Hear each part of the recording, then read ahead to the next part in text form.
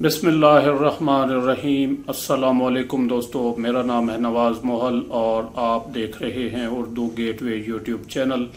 दोस्तों, इस वीडियो में हम जनरल रिटायर्ड परवेज मुशर्रफ के हवाले से बात करेंगे, जिन्होंने 22 फरवरी 2019 को दुबई में एक प्रेस कॉन्फ्रेंस से खिताब करते हुए पाक भारत मौजूदा हालात के बारे में बातचीत करते हुए कहा कि हमें इंडिया को काउंटर करने के लिए इसराइल को तस्लीम कर लेना चाहिए और उसके साथ सफारती ताल्लुकात कायम कर लेने चाहिए। इस वीडियो में हम उनकी इस बात की इम्प्लीकेशंस देखेंगे और साथ ये भी देखेंगे कि उनकी ये बात लॉजिकली किस हद तक दुरुस्त है। तफसील में जाने से पहले आपसे एक छोटी सी गुजारिश कि अगर आपने हमारा ये चैनल अभी तक सब्सक्राइब नहीं किया तो जल्दी से इसे सब्सक्राइब कर लें ताकि आपको मालूमात और हालात हाजरा से मुताल्लिक वीडियोस देखने को मिलती रहें। दोस्तों, जनरल परवेज मुशर्रफ से कौन वाकिफ नहीं है। पाकिस्तान का बच्चा बच्चा जानता है, क्योंकि वो पाकिस्तान के सदर रहे हैं, पाकिस्तान के चीफ ऑफ आर्मी स्टाफ रहे हैं। पाकिस्तान के लिए उनकी बहुत सी खिदमात हैं। उनकी चंद गलतियों के बावजूद उनके चंद ऐसे इकदामात भी हैं जिनको आज भी लोग सराहते हैं, उनकी तारीफ करते हैं। तो काफी अरसा बाद वो मंजर-ए-आम पर आए हैं और उन्होंने दुबई में 22 मई 2019 को एक प्रेस कॉन्फ्रेंस से खिताब किया। इस प्रेस कॉन्फ्रेंस में जहां उन्होंने अपनी सेहत के हवाले से ब्रीफ किया, पाकिस्तान की सियासत पर बात की, पाक भारत हालिया ताल्लुकात की कशीदगी और दिफाई मामलात पर भी उन्होंने खुलकर बातें की। वहीं उन्होंने एक अजीब बात भी की कि पाकिस्तान को इंडिया को काउंटर करने के लिए, यानी इंडिया पर दबाव बढ़ाने के लिए, प्रेशर बढ़ाने के लिए इसराइल को तस्लीम कर लेना चाहिए और उसके साथ सफारती ताल्लुकात कायम कर लेने चाहिए। दोस्तों, जैसा कि आप जानते होंगे कि दुनिया में सिर्फ दो ऐसे मुल्क हैं जो एक नजरिए पर कायम हुए हैं, जो एक थ्योरी पर कायम हुए हैं। इनमें से एक पाकिस्तान है जिसकी बुनियाद ला इलाहा इल्लल्लाह मुहम्मदुर रसूलुल्लाह है, जबकि दूसरा मुल्क इसराइल है जो सहूनी नजरिए पर कायम हुआ है। दोनों ममालिक के दरमियान आज तक सफारती ताल्लुकात कायम नहीं हो सके।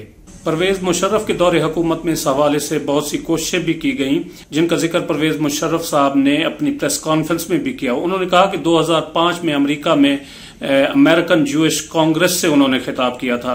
इसके अलावा तुर्की में पाकिस्तानी वजीर खारजा खुर्शीद महमूद कसूरी और इसराइल के वजीर खारजा के माबैन तुर्की में एक मुलाकात भी हुई थी और ये आला तरीन सफारती सतह पर पाकिस्तान की तारीख में इसराइल के साथ एक पहला रब्ता था। अब जनरल रिटायर्ड परवेज मुशर्रफ साबिक सदर पाकिस्तान और साबिक चीफ ऑफ आर्मी स्टाफ एक मरतबा फिर इसराइल के साथ ताल्लुकात को उस्तवार करने की बात कर रहे हैं। सवाल ये पैदा होता है कि आखिर ऐसा क्यों कहा जा रहा है। क्या जनरल रिटायर्ड परवेज मुशर्रफ को मालूम नहीं है कि इसराइल के भारत के साथ देरीना ताल्लुकात हैं। ये ताल्लुकात मईशत से लेकर दिफा तक हर मैदान तक फैले हुए हैं। इसराइल के असला का सबसे बड़ा खरीदार दुनिया में इस वक्त भारत है, इंडिया है। दोस्तों, आपको याद होगा कि भारत और इसराइल ने 80 की दहाई में पाकिस्तान के एटमी प्लांट पर हमला करने का एक प्रोग्राम भी बनाया था, लेकिन पाकिस्तान आर्मी को बर वक्त इस हमले की इतला मिल गई थी और ये हमला नाकाम हो गया था। ये दोस्तों पाकिस्तान का एटमी प्रोग्राम ही है जिसकी वजह से आज हम सुख का सांस ले रहे हैं, वरना दुश्मन ताकतें कब की पाकिस्तान पर हमला कर चुकी होती। और अब भी भारत की इसराइल के साथ मिलकर पाकिस्तान को डिस्टेबलाइज करने की साजिशें जारी हैं, जिनसे यकीनन जनरल रिटायर्ड परवेज मुशर्रफ साहब आगाह होंगे।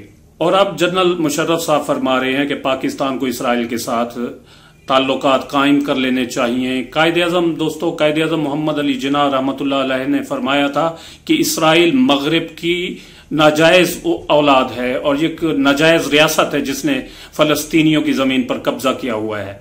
यही वजह है कि पाकिस्तान ने आज तक इसराइल को तस्लीम नहीं किया और पाकिस्तान के पासपोर्ट पर लिखा हुआ आप लोग देखेंगे कि जिस पर लिखा हुआ है कि ये पासपोर्ट इसराइल के सिवा तमाम ममालिक के लिए कारामद है। तो इसके अलावा तो इसराइल तोसी पसंदाना अज़ाइम भी रखता है और ग्रेटर इसराइल का कयाम इसराइल की अव्वलीन मकासद में से एक है।